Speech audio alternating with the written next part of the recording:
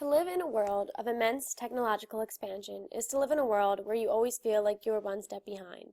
In Com 200, we delve deep into the societal changes and diverse cultures that follow these innovations, and what we learned was shocking. In this presentation, you will learn briefly about the journey that Bill Wolf's 1010 class went on this semester.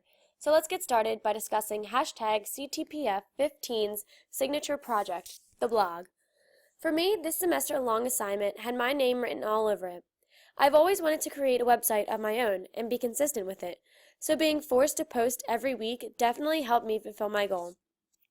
I chose to write on weddings because, let's face it, I've been dreaming of mine ever since I dressed up as a bride for Halloween when I was 5. And so, in September of 2015, the bridal bubble was born. 3 months in, 10 articles posted, and 2,239 visitors later, I find myself not willing to stop. Within a month, the people viewing my blog jumped by 1,000. These numbers are what drive people to interact with the World Wide Web so frequently. But the bridal bubble wouldn't have gone anywhere without all of my social media platforms that we, as a class, were encouraged to use. Facebook, Twitter are the sole reason people actually read articles that I post.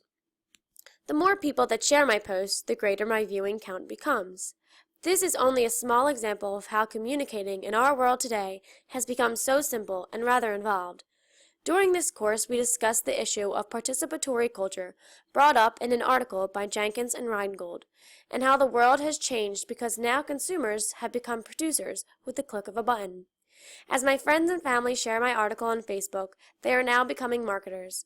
They are putting something that I, an 18-year-old girl who isn't getting paid anything to make this content, into hundreds of people's news feeds.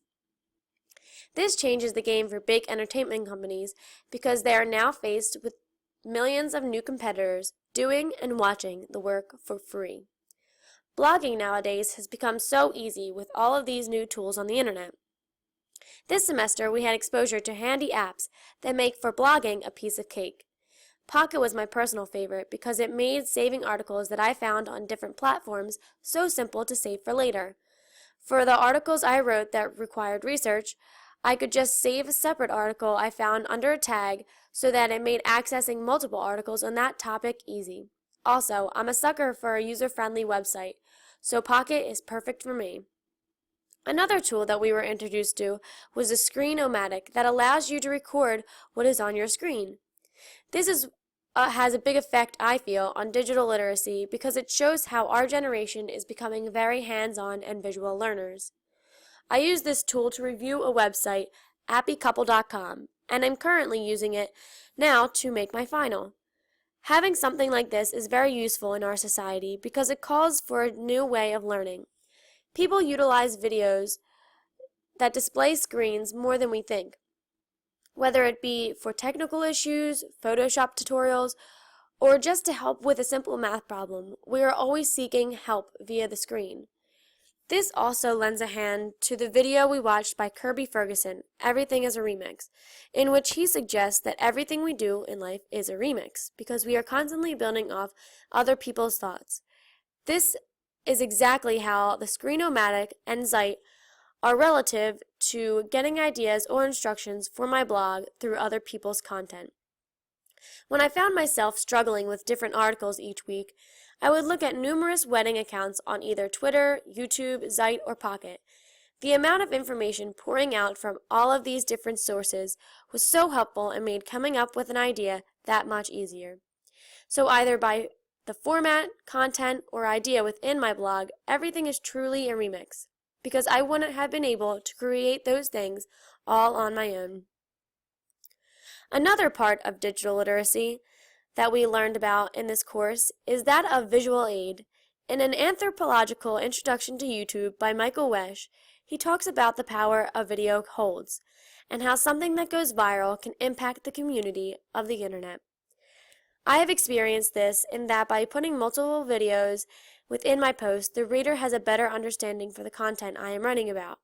In one of my recent articles about a famous YouTuber's wedding, I attached a video she posted of her big day in order for my viewers to actually see and visualize what I was talking about. We also explored how, like Michael Wesch said, the machine is using us. With all the positivity that comes with the glorious World Wide Web, there are also its downsides.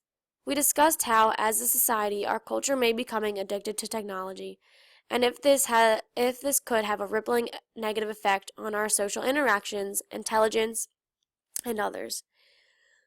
One assignment that highlighted our attachment to technology was the phone diary, in which we had to track our interactions with our cell phones in a small notebook after what I felt was a rigorous and painful 48 hours of constant writing down of times. We reflected on our experience through Bill Wolf's blog. This assignment taught me that even though I felt like I was addicted to my phone, the ways in which I was using it only enhanced the way I lived and served as a helpful tool for my schoolwork, personal entertainment, and timing. It really opened my eyes to what I should and shouldn't feel guilty for in using this kind of technology, and how it really impacts our lives.